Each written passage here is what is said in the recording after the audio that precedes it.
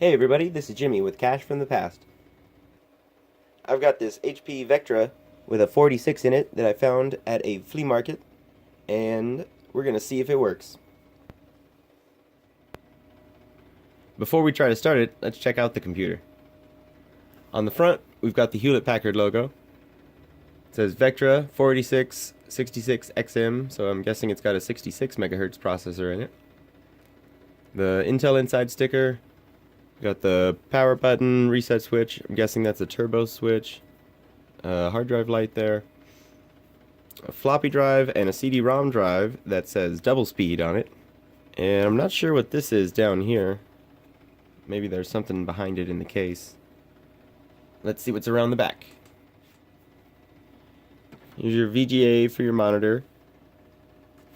Network port there, serial, parallel, a keyboard and mouse, something, or some sort of BNC connector. Up here we have some ports that say L and R on them. I think those are audio. They may be for the CD-ROM drive. And it still has the keys here for the lock. So before we try to start it, we should take the case off and check it out and make sure there's nothing major that we can see wrong with it. So this case looks pretty easy to open.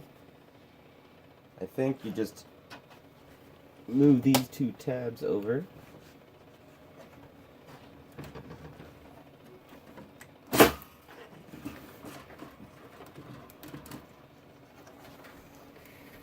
Ah, pretty clean inside. So here it is opened up. The first thing that I've noticed is there's almost no dust in it at all. They must not have used it very much. The cable management is really nice also. It's got the cord going from the CD-ROM controller to the CD-ROM goes under the hard drive here and under here. So there's a hard drive here also. Looks like it wasn't ever taken out. Like I said earlier, here's the card for the CD-ROM drive. The power supply is kind of a unique shape. It just comes out pretty easily like this. Like I was saying, look at the fan's got almost no dust on it at all. I don't think it's been used hardly at all. This thing seems like it's brand new. So let's look a little closer at the board here. Over here we've got the processor.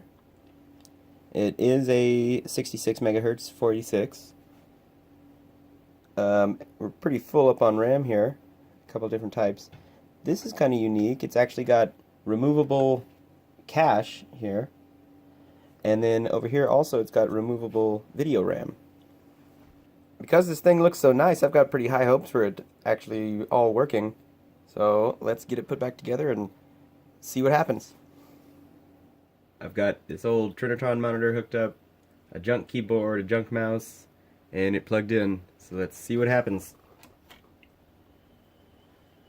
Seems to be doing something. Sounds like the monitor's coming on.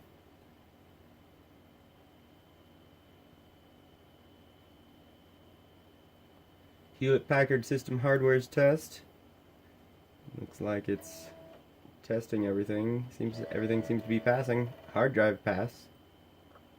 540 megabyte hard drive. Error loading operating system. It seems like the hard drive passed though. Let's maybe restart. Go into setup somewhere. How do we get into setup? Delete. Oh. I got the keyboard warning because I was trying to get into setup. Oh, F2. There we go. Ooh. Let me try it again here.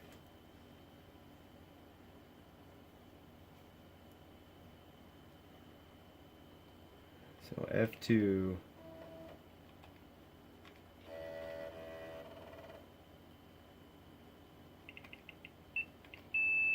Alright.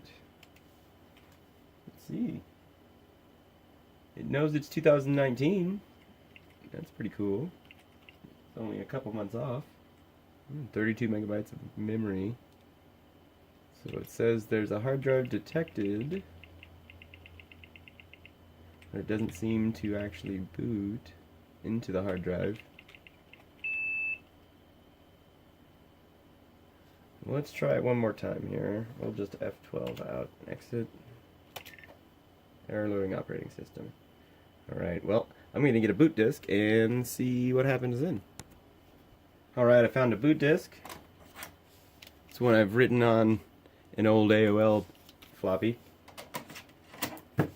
And see if it finds that.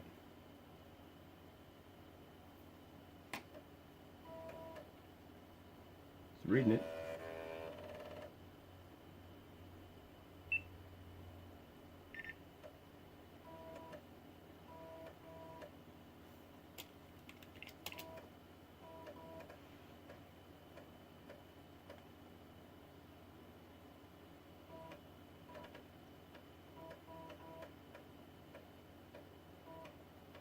So it's not using the normal Oak drivers for the CD-ROM drive, obviously. It's probably got its own drivers to run that one, since it's an early one.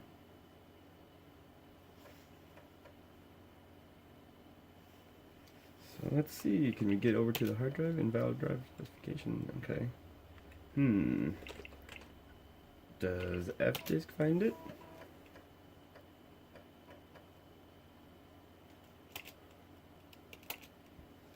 Let's see, display partition information. Oh, it's in TFS, so that's why these DOS boot disks can't find it. So it must be Windows NT or Windows 2000 or something like that, I guess. I guess NT. 2000 would be way too new for a 66. We can probably just run Fdisk and delete the partition and make a new one, make a new fat partition and put something that we like on there. So no big deal. It looks like the hard drive is working though, at least. So that's good.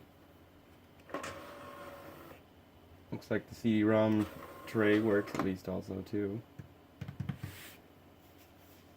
It would be nice to be able to get into that hard disk to see what the drivers are for the CD-ROM. But we can probably find them online somewhere too. So it's not that big a deal. Well, even though this thing has some pretty cool parts on it, I'll probably just leave it all together like it is.